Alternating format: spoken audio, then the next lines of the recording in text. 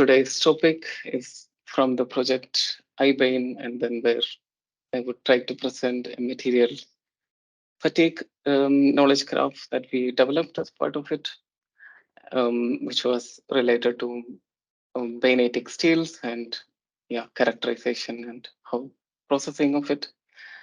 And so the part that I would show is mainly the efforts from the Fraunhofer IWM side, where I was involved, and we also have some partners, institutes, whose contributions are also presented in some of the slides.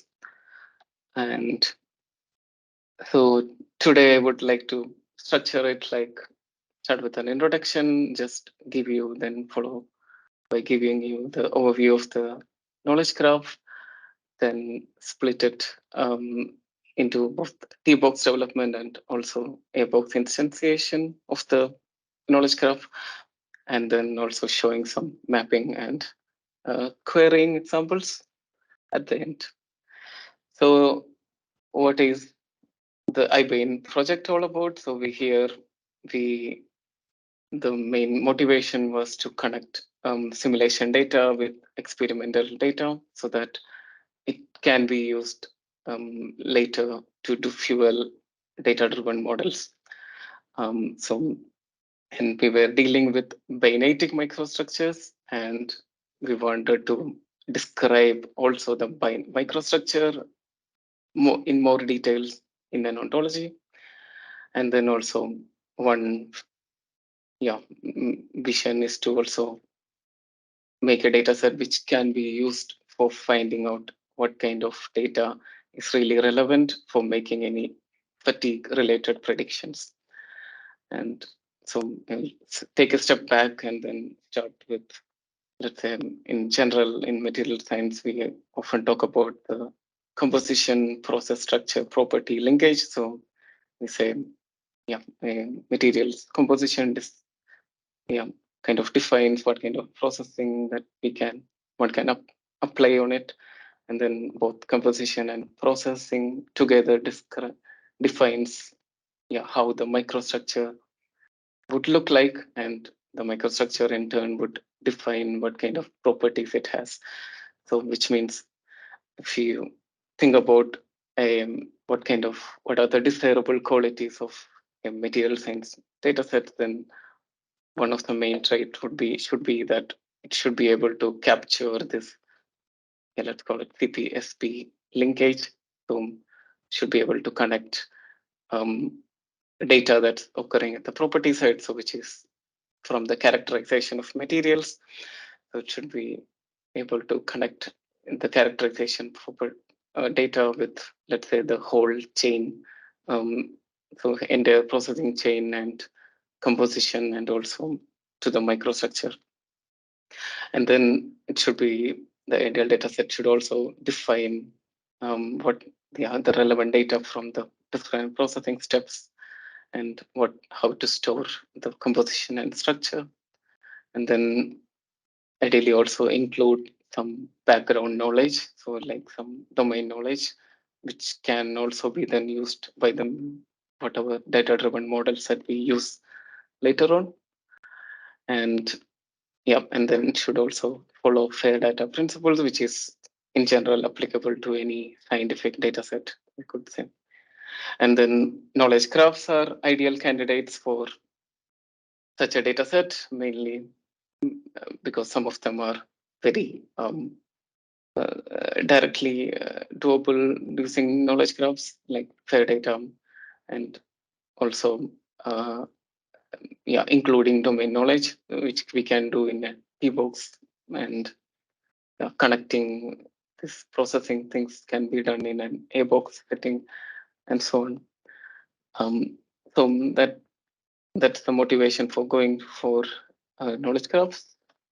And let's look at then what exactly is the data, what kind of processes did we do for iBain, and what is the data that we are interested in. So here I have like a graph here which shows all the different processes and also the institutes that were involved.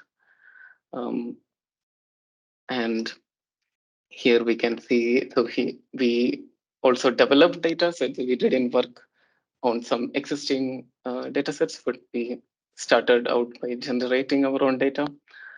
And in that case, which means preparing the bainitic specimen, which was done mainly at IEHK at Aachen, so partner institute, and then we also have another partner institute, ICAMS in Bochum, and and then there are, let's say, the specimen preparation, the heat treatment, all of them happening at IEHK. Then some of the samples come to Fraunhofer, and then we do fatigue testing at a micro scale, and also bending resonance, different kinds of fatigue testing. And then there are also data going to ICAMS, where they did phase field simulations.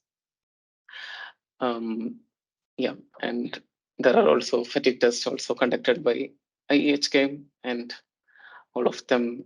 So that's how our entire process chain looks like, we can say, and that's how they are connected. So this was our goal, to, let's say, describe all these processes in detail. So each of the green node here is one particular processing step. So here you can see microscopic specimen preparation, the final heat treatment, then cross-sectioning, and so on. So each of these steps needs to be described, and then we also need to get a knowledge graph that could connect all of them together. So that was the goal. And how we approached it, we wanted to create an ontology for it, make formal representation, and then in that case we chose the EMMO ontology mainly because of 2 points. One is that there were related domain ontologies that were available, like there was a EMMO domain mechanical testing one, which had very similar processes, so we could make use of it. And then we were also would like to make use of the multi-scale perspective offered by EMMO, so where describing a material at a macro scale and also describing it at a micro scale, like going into a grain level, or so that was kind of relevant for fatigue. So fatigue depends on the microstructural properties as well, so we also need to describe the material at different scales. And so in this case, we developed first the T-box, described what kind of concepts, how they are looking like in a hierarchy, what kind of restrictions can we give to these concepts, so that described in the T-box of the ontology. And then we have the A-box, where we have the actual data, where we have the instances or the individuals lying in. So in the rest of the talk, I would first start with the T-box development, and then followed by A-box instantiation. So let's look at the T-box development first. And here I would first present an overview of what we did, and then going into how we did it, and then going into more details of some interesting parts of the T-box. So what we did, so we mainly developed the ontologies in a modular fashion, and some of them that are interesting would be the fatigue related modules. So we made one for tensile fatigue and one for bending resonance, so two different types of fatigues tests, and then one for the crystal defects, which is kind of broad, where we had also where we had things like defects, the damage like exclusions, cracks, so things like these defined. Then the bainitic microstructures was also described in more details here.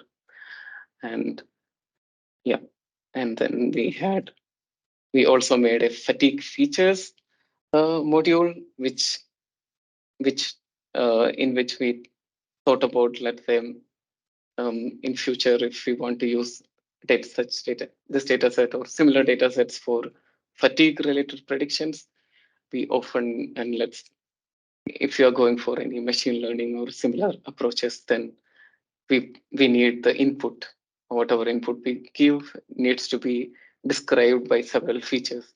So we try to ponder about what kind of features might be relevant in a fatigue setting for making predictions related to fatigue, and can we also arrange them, add more background knowledge to it. So that was done in the fatigue features um, module.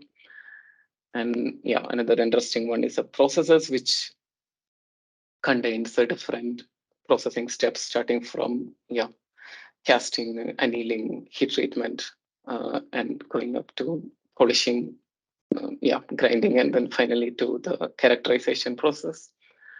So they were described in this module. And then yeah in all of these were an application ontology of EMMO, and they were connected to the top level EMMO concepts, and also to they also EMMO also have a intermediate domain ontology concept, where something more broader than application but not really top level. They collected them together. So here is a Cameo, is a characterization methods ontology, where they have any characterization processes could be described. And now coming to how we did it, the workflow that we developed was mainly on using the M-ontopy, which is a Python library developed by the maintainers of EMMO, where they provide tools to convert a glossary, which is in a specific format, to an ontology. But this format is not very, let's say, domain uh, uh, non-expert friendly, one can say.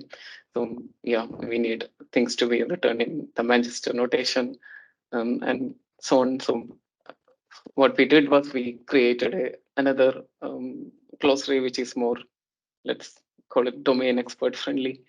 And then the domain expert works with in developing such a glossary, which we would look into the next step. But and then we convert them into whatever format that's required by M-ontopy, and then use M-ontopy for converting into an ontology.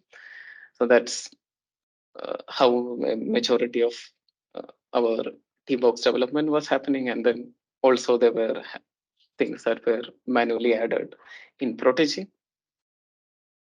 And let's look at the glossaries that we used, what the domain expert used.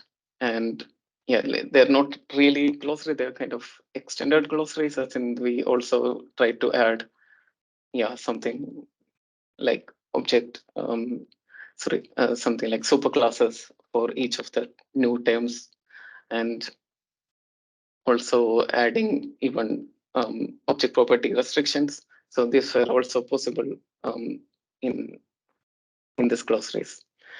So how did a domain expert do this step? So it's always good to have a visual representation of the process. So how this was approached was, they would take each process by process, and for each process they would develop such um, a graphical representation of what kind of data is relevant, and then structure them based on, in this case, we had the EMMO way of organizing. So looked at how EMMO would structure this process, and then structured it similarly and decided what kind of data needs to be stored for each process. And then we look at, okay, the different terms that are occurring here, and then see if they are existing in EMMO. If not, we will add them in this glossary and then connect them to the relevant superclasses and add things like, okay, whether it has a, if it's something like with a value, then what kind of data type is the value, and then what kind of unit can it have, and so on. So, and all of them needs to be, was also explained. So that's the glossary development, and then we converted them. So just a custom Jupyter script, that Python script that can convert it into a glossary that is required, as required by the EMMO-based tool. So yeah, so things like you can see here, annealing temperature has, so here you don't really see it, but cut out. So it's written in Manchester notation, like what kind of unit. If we had in our glossary annealing temperature as Kelvin as unit, then it would get translated into annealing temperature has reference unit some Kelvin. So it would be an object property restriction attached to this concept. But it's still at the glossary. I mean, in a glossary level, and then in the next step, this Excel file would be converted into an ontology using this EMMO-based. That was our workflow followed in this case. And let's look at some examples, concrete examples of the T-box that we developed. Interesting ones would be, let's say, the crystal defects module, or some parts of it was, yeah, we tried to describe how the bainitic phase really looked like. So here, what are the some interesting concepts here are the prior ostinate grain boundaries, which are the dotted the boundary here, and then within that you have packets, which is this dark gray region, and then on top of it you have the blocks, and then inside the blocks, if we zoom in, then we can also see very minute gray lines where lath. So yeah, all of them are described like prior ostinate grains has spatial direct part from packets, and and then like the packets in turn have blocks in them, and blocks have lath in them, and they are there can be also different orientation relationships, which kind of defines this phase here. And some of in this orientation relationship can have some sub properties, and some of them are applicable in our setting, some are more general. And each of these concepts were linked. So everything in green is like something that we defined, and the white ones were already existing in EMMO ontologies, in one of the EMMO ontologies. And so we also made the link to the existing concepts here. And that was one example. Another example would be describing damage. So in fatigue settings, so we are almost most of the time we would like to predict where things fail, where the damage is occurring. Then it's interesting to find out what kind of damages are existing. So we try to model the persistent slip markings like extrusions, intrusions, protrusions, and then also different types of cracks, like very microscopically short cracks. Those are within a grain. Then some that are like little longer. Then like also the very long ones. So things like this were modeled in the T-box, and yeah, just wanted to put as a vision, like we could also see that in the A box, one can also think of so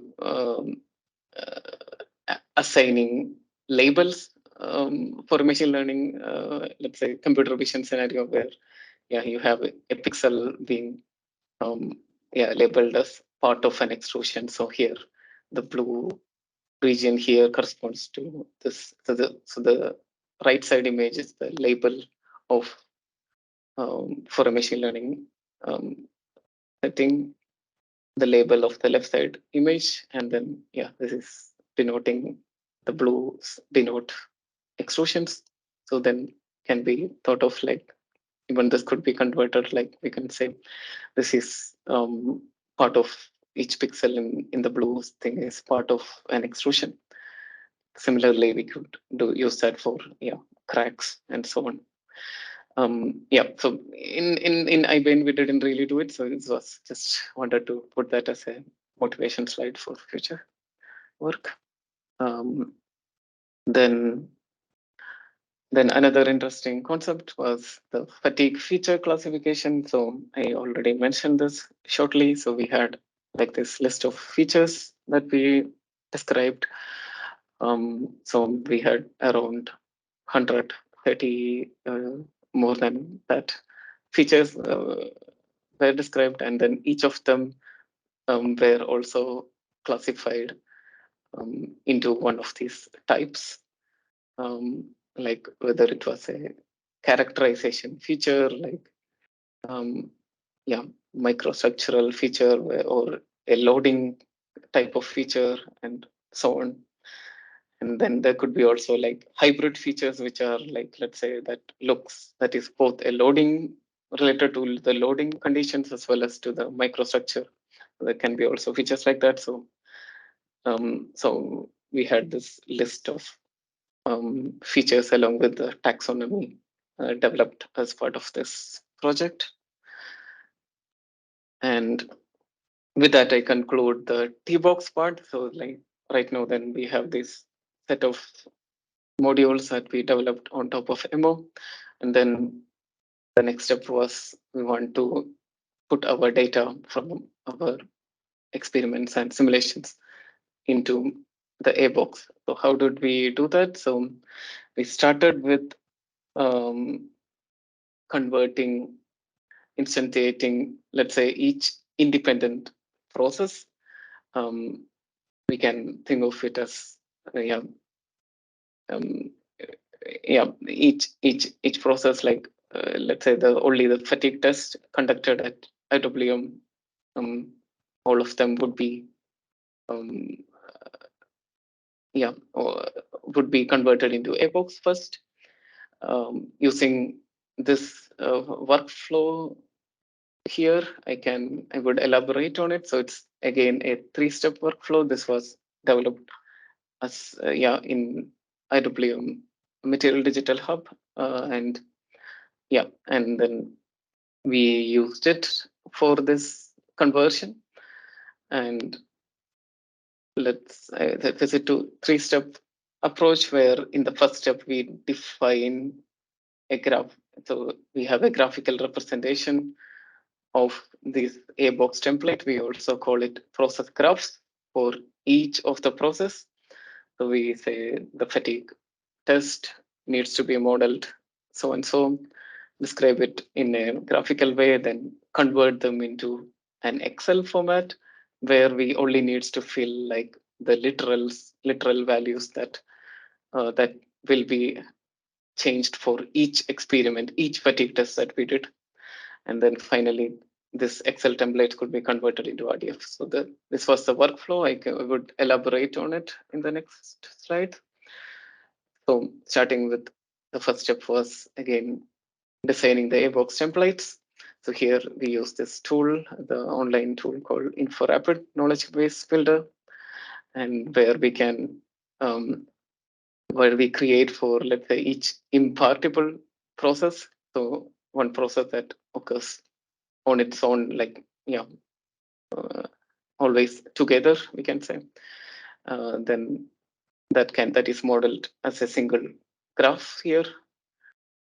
And what do we have here? We kind of, so if you recall the slide for the glossary, we also had something similar, but while developing the glossaries, the domain experts create these representations, but at that stage, the T box is not developed. So which means each of the node, they don't really have like a specific T box concept attached to it. So that we also attach that at this stage, when the T box is ready, then we need to make sure that each node and edge in this template is are like concepts defined in the T box, so that once that is made sure, then this could be like exported um, as either as an SQL. So this is an SQL database under the hood, and then this could be exported. It can either be programmatically manipulated using Jupyter or Python, or we could also pass it to the workflow that was developed, which would convert them into an Excel file. So that would be the next step. So in this step, it's again, I would try to summarize. So it's a single process described with what kind of literal values it should have, and what kind of how the whole process is structured. And then the next step is then converting that what we saw in the last slide into something like into an Excel file, where we have one sheet which describes the different literals, only the literals value that one needs to enter for each process. So here in the fatigue test, it's probably the testing frequency, the stress amplitude or ratio, and the results as well, the number of cycles, whether the specimen was broken or things like this, and the specimen IDs, of course. So this could be entered here, and then we also have other sheets here which describes this graph, so that this Excel file could be then used to convert into ABOC statements directly without any other without in the requirement for any other files. So that's step 1 and step 2. So we create such templates for each process in our each process that we do. So for all the fatigue test, all the heat treatment, all of them gets one such template. And the next step is then filling up these Excel files for each process that we did. So for each of the fatigue tests that I do, I have to either fill this up. Only the sheet with the literals needs to be filled up, and then this can either be automated, or even manually filled. And so the step is that this is repeated, and then this can be used in the IWM develop the GD tool application, which can convert it into an RDF file with the ABOC statements, that where the ABOC statement defines this graph that was developed for that particular template. That's the basic idea of this workflow. And then once we have the RDF files, we could upload them into a graph database of choice. And in this case, we made one named graph per experiment. So that in our case, it was easy to also connect them together as described in the next steps. And also, like let's say if this is like in our workflow, this is the atomic bulk of data that comes up always. So then, which means if you want to delete something, then we can just delete a named graph, and then just upload this Excel file again so that it can be the the graph can be then edited. So that's the third step of this process. And so far, whatever I described was how we can create the ABOC statements for each of these process here. For example, each of the forging or cutting or heat treatment or fatigue test or something. And then what is still missing is how do we connect them. So at this stage, we have ABOC statements from all the fatigue tests and all the previous tests that were done before, but they are not connected. So and how we connect them is using again an overview graph. So sorry, let me explain this graph here. So we use such a graph where we describe which processes are connected to each other. So here all green lines, green edges would correspond to something like has next in MO. That's a MO has next process. So the next process of it. And in that way, this was defined by the users in order of how the experiments were conducted.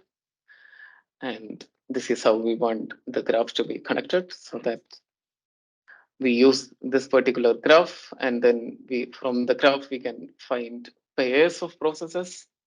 So that needs to be connected. So and then we connect them based on the fact that like if those processes are connected, if they have the same object that goes from one process to another. So in this case, most of our examples where it's a specimen, or it's like a block of specimen that goes from here to the next step.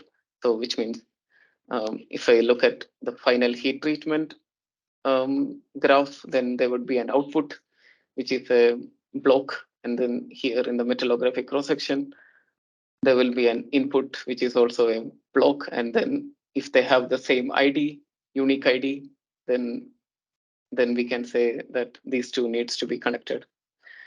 And they are kind of also, we also had to make sure that the named graphs that we use are for the SPARQL query are restricted, because we want to use the names of the processes as described here for connecting, because it can be that the same process type is used at multiple locations. So the same polishing step can be used here and also here. So we don't want metallographic cross section to connect to one of these. So and we can ensure that by relying on the named graph. So that that's the logic behind connecting these processes, and it happens in a SPARQL insert query. It's only the where part of it that's shown here. And then also each of an example of how our named graphs looks like. So we have hot forging, homogenization, each specimen going into one of the named graphs. So just an example here. So that's how we connect processes together. And then, so that's our overall process. We make ABOC statements one by one and then later connect them. And we could also automate some steps here, because especially the step 3 of the GD tool conversion, which was filling up Excel files so we had around 50-60 experiments, and we don't want to fill them up manually. So it could be, what we did was, in this case, we had in Fraunhofer, we used OpenBiz, the ELM for storing and experimental data and simulation data. And then we used that for this project, designed templates for the fatigue test and also for the different geometry measurements. And so we had everything that we did also stored here in the database. And this could be then used to automatically fill up the Excel files that I presented in the step 3. And similarly, IEHK Aachen, so they also did fatigue tests on macro specimens, and in that case, they had their tool called IDCAL, where they store the experimental data, and they could use that for automatically filling up the Excel files. And what could also be automated is how converting the Excel files to RDF and also uploading them into the database. So in this case, we developed such a app where a user can click on the different process. So if you want to upload a grinding of mesoscale tensile specimen, then I click on this and upload the corresponding field Excel file that could be done. And or alternatively, one can also use like a batch upload using Jupyter Notebook, just going through a loop of Excel files and uploading it. And also the connecting the processes could also be done either using Notebook or also using the app here. So let's look at the architecture side, like what we how we did it. So we have the app running here in the front end, which talk to a GraphDB store in this case. So we had the PMD OntoDocker instance. But we had to switch to GraphDB. So we had BlazeGraph and Apache Jena in the PMD OntoDocker instance, but we had some trouble with having inference enabled on knowledge named graphs, and that's why we had to temporarily switch to GraphDB for the demonstrations. And yeah, it was also running in the same instance, and the app was then sending the data to the GraphDB instance. And then since the PMD OntoDocker instance could, in theory, talk to the using the PMD mesh to the other OntoDocker instances. And yeah, we also had the connection to OpenBiz at EVM, IWM, and IDCAL, EHK, and also to the cloud storage. And the GraphDB could be also accessed directly using Jupyter Notebooks or other workflow management tools for querying. So that's like the architecture that we used. And then the resulting triple store had, we had around 107,000 explicit type statements, and also several inferred statements, because we also had the T-box added here, and and which and then reasoning was also enabled in this GraphDB instance, which led to this many inferred statements. And then the next step is, okay, let's say once we have the database, how did we map it to PMDco, and what some examples of SPARQL queries that we can do. So the aim here is, okay, this was our ontologies that we developed in the T-box, and then we wanted to make some PMDco mapping between the top level concepts here of EMMO and Cameo, so that one can use PMDco. So one can use concepts, the same queries that we use for PMDcore, other PMDcore instances, the same queries could be then, in theory, could be used on our data set as well for getting results. So that was the motivation there and what we did. So this is just some of the mapping that we tried. Some of them were very straightforward. So PMD process, EMMO process, heat treatment, and so on. And some of them were we have to look at the definitions to see if they really make sense. And yeah, so for example, PMD engineered material manufactured was same as the manufactured material of MO and so on. And the PMD value objects were similar in concept to the MO quantities and so on. And then in all cases, we added a all equivalent class relation between them. So this was done separately we had a name graph with all the mapping rules in it. So where we mapped all these concepts. Some of them are debatable, but we just had to tried it as a demonstration. And then, which means then we could use queries based on PMDcore concepts. So we kind of say which are the MO classes that is equivalent to the PMD mechanical testing process. And then I have so then we can search for the fatigue test instances that are either individual of this class or a subclass or an individual of a subclass of this particular MO class that's same as the PMD mechanical testing. And then get like a process chain out of it. So this query here it would give us in this case in our data set we had only fatigue tests that were similar to the MO. Fatigue tests were similar or subclasses of PMD mechanical testing process. So which means we get the fatigue test chain here, and then we could also see like the complete chain.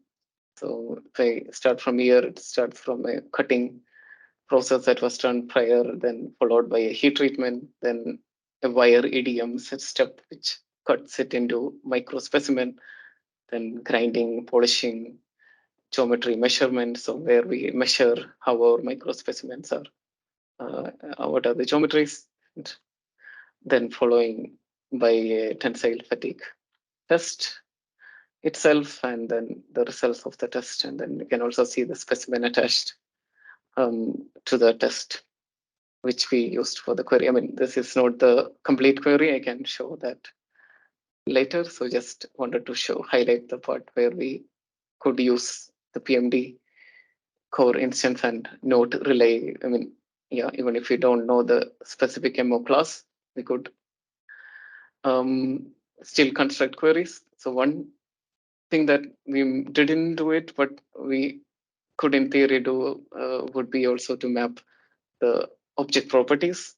Have all same object property links between PMD core concepts and MO ones, so that we don't have to rely on the MO object properties here in the intermediate step. So that could be done as well. And then with that, my slides are over.